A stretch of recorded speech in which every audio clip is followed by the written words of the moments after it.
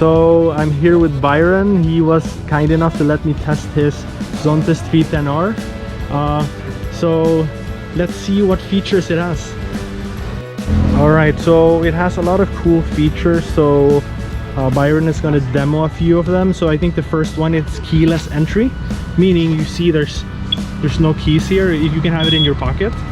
So to start it, you just need to press red button. You see here, it comes on, and then to start the engine, you basically just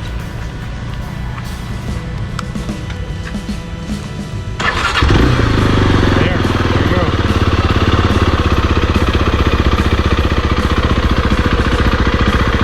As you see, it has a nice LCD dash. Well, this motorcycle has two different modes. So it has comfort and racing. So to put it into racing, you basically just need to click on this button. So in terms of the buttons, they work well, but they feel and look kind of plasticky. So that's, I guess, not a great thing. And I don't like the signal light, because when you use it, you can't press in for it to go back. You need to push it back. It also has a nice placement of the signal lights here. So, I mean, that's a nice feature. So here you can see the LED headlights in the different modes. Looks nice. So another thing pretty cool is that the buttons has like a glow in the dark feature. Obviously I can show it now during the day, but that's pretty cool. It has another cool features in terms of the fuel tank. As you can see, there's no, like, how would you open this? Ta-da! So basically, can you show that again? To open, press a button, then you press down. That's it. Awesome. Cool. To open your Pillion seat, there's a button. It's called seat. So when you press that, it opens the Pillion. So as you can see, there's not a lot of space. You basically can just put like maybe your documents there, but that's pretty much it. So thanks a lot, Byron, for letting me test this. Yeah, you're happy with your bike? Yes, bro. Yeah, cool.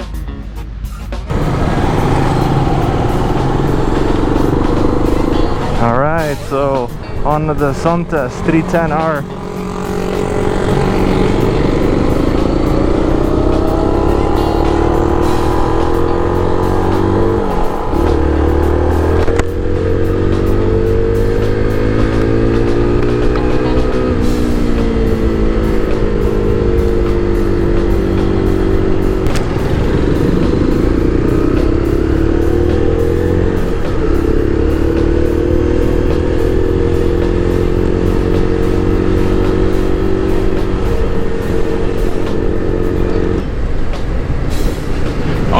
So some first impression, in terms of seat height, it's low for a naked bike, so it's very Pinoy friendly. So in that sense, I think this is a very good option for a lot of Filipinos.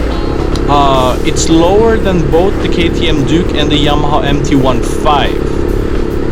In terms of the seating position, it's typical for a naked bike. The leg position is sporty backwards, while the upper body is relatively upright. In terms of cushioning of the seat, it's relatively comfortable. It's a bit softer compared to the Yamaha MT-15, so I think that's actually a good thing. But it really comes down to your personal preference.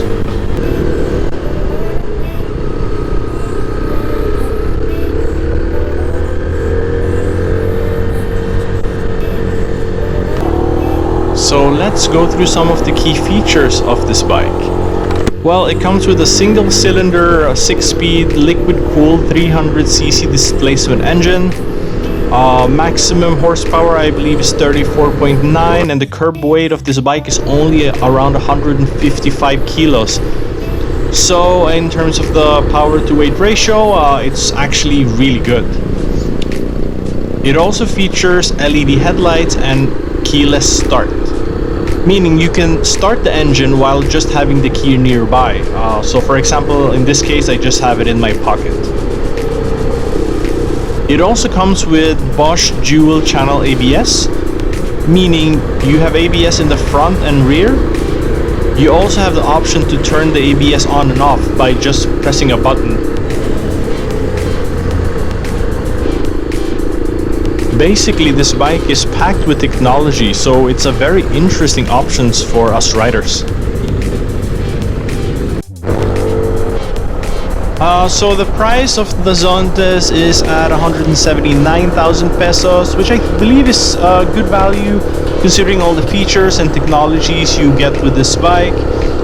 Some of you might be thinking, why would I get a 300cc China-made bike when I could get a 400cc Kawasaki Dominar instead, which is Indian/Japanese-made bike? Well, I could say that both bikes have good features, including ABS, LED headlights, and so on, but you might be fooled with the displacement alone.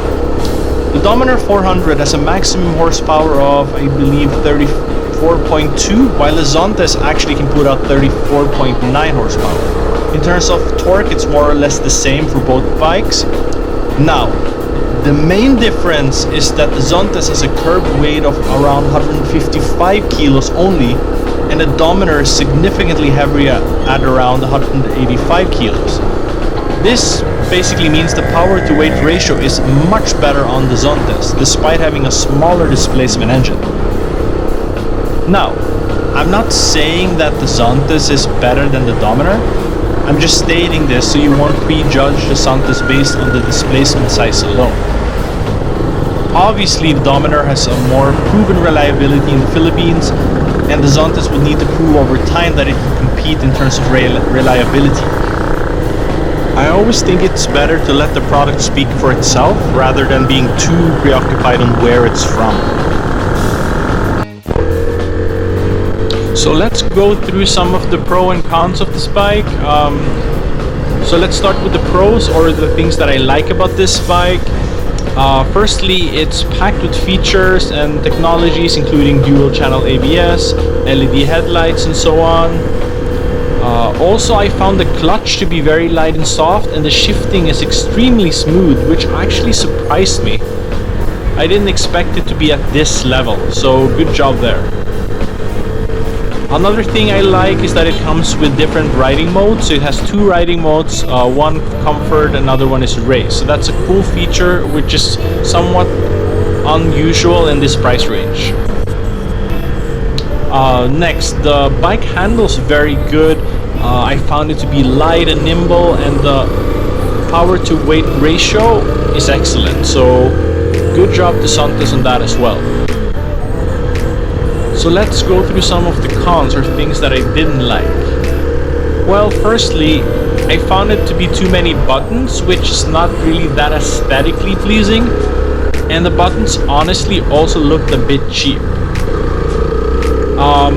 Other things that are not great, I guess, Zontes has unproven reliability in the Philippine market since it's a new brand, so only time will really tell if this will turn out to be a reliable bike or not.